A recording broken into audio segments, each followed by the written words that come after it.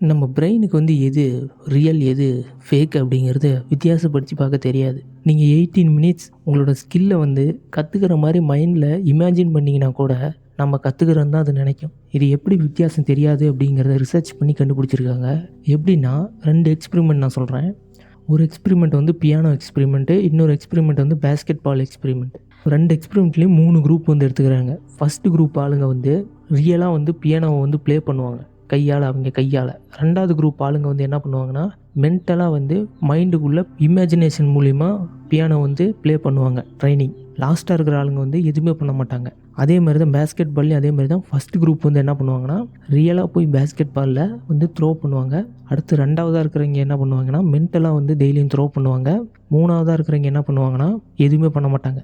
அடுத்து கொஞ்ச நாள் கழித்து இவங்க 3 பேரையும் ரியலாக பியானோவை ப்ளே பண்ண விட்றாங்க. ப்ளே பண்ண விட்டுட்டு அவங்களோட பிரெயின் நியூரான்ஸை வந்து செக் பண்ணி பார்ப்பாங்க. அதாவது ரியலாக ப்ளே பண்ணவங்களோட நியூரான்ஸு பிரெயினில் எந்த இடத்துல நியூரான்ஸ் இருக்கோ அதே அளவுக்கு இமேஜினேஷனில் ப்ளே பண்ணாங்களே அவங்களோட நியூரான்ஸும் ஈக்குவலாக வந்து ஒத்துப்போகும். இதனால தான் வந்து உங்கள் மைண்டுக்கு ரியல் எது இமேஜினேஷன் எது அப்படிங்கிறத பிரித்து பார்க்க தெரியாது. நீங்கள் டெய்லியும் 18 மினிட்ஸ் உங்களோட கோல் ஆகட்டும் எல்லாம் கிடைச்ச மாதிரி நீங்கள் விசுவலைஸ் பண்ணிக்கிட்டே இருந்தீங்கன்னா உங்களுக்கு கிடச்சிக்கிட்டே இருக்கும்.